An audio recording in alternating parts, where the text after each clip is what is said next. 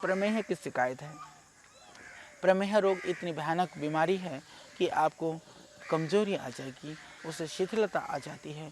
और मैं समझता हूँ आज देश का एक बहुत बड़ा भाग प्रमेह के रोग से शिकायत है।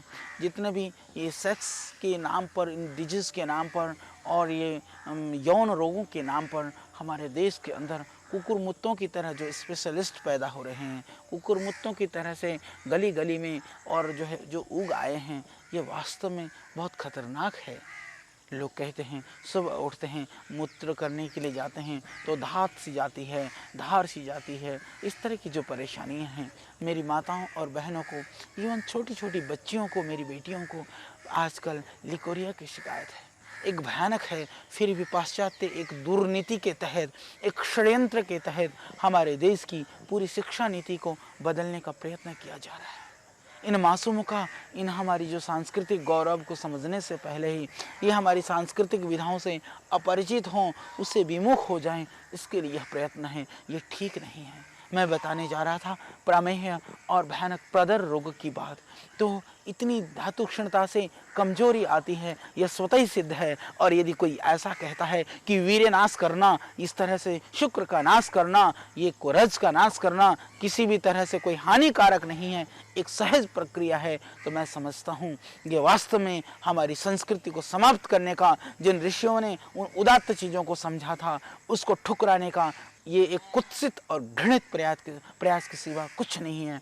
तो हमें बचना है, हमें अपने वीर्य की रक्षा करनी है, हमें अपने शुक्र की रक्षा करनी है, उसको ओज में परिणत होने देना है, उससे हम अपनी मानसिक शक्ति को और शारीरिक शक्ति को बढ़ाना है। और मैं अपनी युवा शक्ति को भी आह्वान करता हूँ, आप परेशान न हो। बहुत सारे नीम हकीम के पास आपको जाने की ज़रूरत नहीं है। सिर्फ बहुत सारे आयुर्वेद में ऐसी औषधियाँ हैं, थोड़े से तो उन रोगों के कारण को आप दूर करें।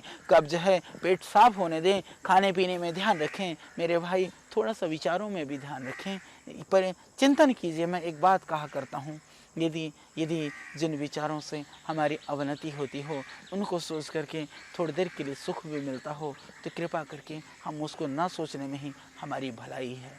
आप सोचिए, इससे आपका भविष्य सुधरेगा, इससे देश की उन्नति होगी, इससे समाज की समृद्धि बढ़ेगी, क्या इससे आपके पारिवारिक जन सुखमय होंगे।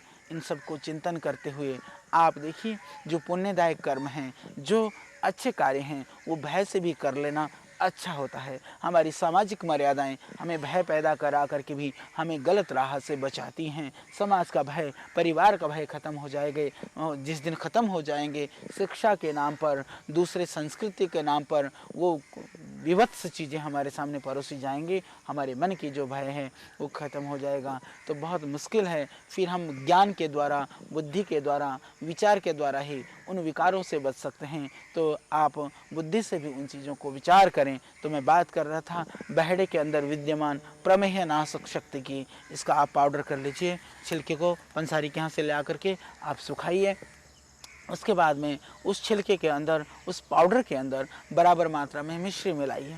मिश्री मिला करके बहेड़े का पाउडर आपको उसमें कुछ मिलाने की और ज़रूरत नहीं है। प्रातः सायं यदि आप सेवन करते हैं एक चम्मच, तो आप पाएंगे प्रमेह से मुक्ति, रोगों से, पेशाब संबंधी रोगों से मुक्ति। यह आपकी किडनी को स्वस्थ रखता है, पेट को ठीक रखता है। और प्रमेह जन्य, जैसे मैंने बताया, और जो मेरी माताओं को, हमारी बहनों को, मेरी बेटियों को जिनको लिकोरिया की शिकायत है, उनके लिए भी यह बहुत अच्छा सरल प्रयोग है।